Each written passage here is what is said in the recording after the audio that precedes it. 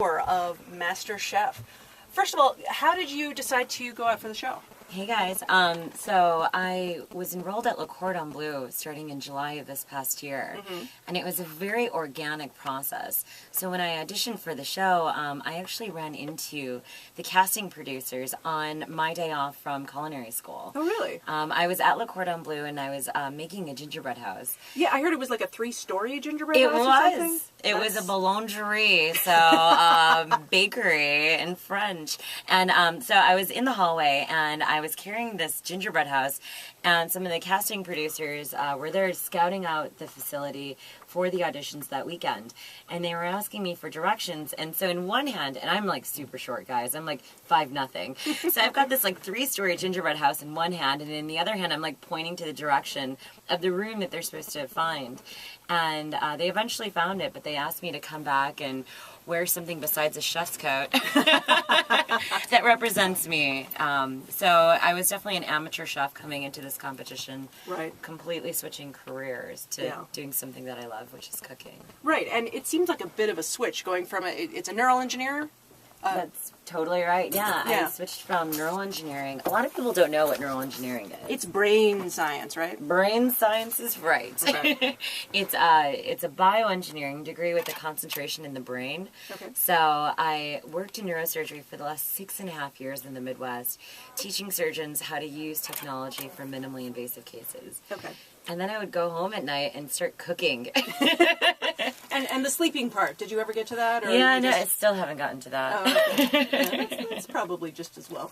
Right. And I hear that your favorite form of cooking is Punjabi cooking, or is that correct? Or you are right on. Yeah, I love making Punjabi food. My background's in Indian cuisine. My parents are originally from Punjab.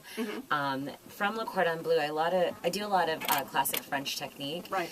And I'm a little bit of a nerd in the kitchen, so I do a lot of molecular gastronomy as well. Nice. Which lends a hand from like engineering, so it's the beautiful, perfect combination of all. And have you been, testing things out at like Alinea or something like that, just to see where the edges of culinary molecular gastronomy are, or are you pretty much making this up as you go along? That's a really good question. I've been testing out like my products all over the city. Yeah. So I've worked with Graham Elliott at his restaurant, which is amazing.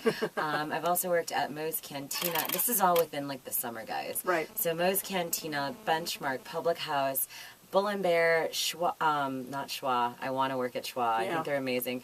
Sushi Samba, The Wit Roof, and right now we are also working at Sweetwater Tavern. Okay. For the finale. So, what are some of the dishes that you are most proud of that you've produced for this? I think my most favorite dish was the one that I just did at Benchmark. It was the butter chicken tacos. Oh, yum. Super simple but delicious, like full of flavor. It's basically tandoori chicken with butter sauce. We've got some lemon juice, red onions, cilantro, and salt. Okay. Super easy, all in like a tortilla. Nice. Yeah.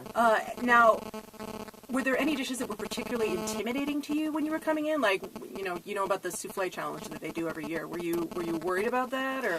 Yeah, it was really interesting. So on MasterChef, like, we didn't know what to expect. So when you go into a challenge, you really don't know what you're going into, and that's what makes us, I think, stronger chefs. Because like we're testing out our own palates and our own way of doing it. I think my most intimidating challenge was this last one on Tuesday with Gordon Ramsay's venison dish. He actually won a Michelin star because of that dish. Wow. So behind the scenes. And I've never tasted venison in my life, so to recreate that dish using ingredients, the pantry that you see in MasterChef is totally right on. Right. Everything in there, there's over 1,000 different ingredients that you can choose from to replicate this dish. Wow. Super intimidating. And that was all by taste, right? It was all by taste and visually. Like, you can kind of see that that's a portobello mushroom. Yeah. So how familiar had you been with the show before you auditioned? So MasterChef, this is their second season on the show. So the first one was a pilot, and I was familiar with the show. It's actually worldwide, so it's been around for the last 15 years around the world in Australia and France and India. So I'm very familiar with MasterChef India. I think it's awesome. They do a lot of dance sequences. So nice. Any dance sequences that we're looking forward to in the finale? Hopefully. I mean, we'll see if they share it. I do my own dance sequence. Hey, there you go. a lot of the other Gordon Ramsay shows, he's famous for being, let's say, strong-willed. Abusive also comes to mind. He screams a lot in, say, Hell's Kitchen and Kitchen Nightmares. It's not quite the same vibe on MasterChef. He's a lot kinder to you. But is that something that you found intimidating? Because he's very much a strong presence. I have to say that Gordon Ramsay is very much a strong presence, but so is Graham Elliott and Joe Bastianich. Right. And so what's so great about this show, and especially for like the top 18, we were mentored by them. Right. So off the scenes, like they would come up to us, like Gordon's come up to me many times and he was like, Suzy Singh, was that really a scallop that you made? And I'm like, I'm so sorry, chef, like I'll try harder. He's like, just do it right. That's all I want you to do. Just do it right. Right. But he doesn't call you a donkey or anything. No, he doesn't. You good. donkey. No, he doesn't do that. No, it's a kinder show. It's more for a family audience. Right. And honestly, like all three of them behind the set were amazing. Right. Like, they were our mentors. They still guide us now on succeeding in the culinary field. So Right. it's an honor. Now, what are some of your favorite restaurants in the city? I mentioned one of them, which is Schwa. I'm like Yeah. completely obsessed with it. Anything that's a BYOB is like one of my favorite spots. I love it. I love Sunda as well. I think their food is delicious and the integrity of the product that they have is amazing. Right. I love Tango Sir because it's so romantic. Nice. That's the one up off Southport? Or? Exactly. Yeah, it's up north. It's a BYOB as well. I'm really sorry. Could you hold on one second?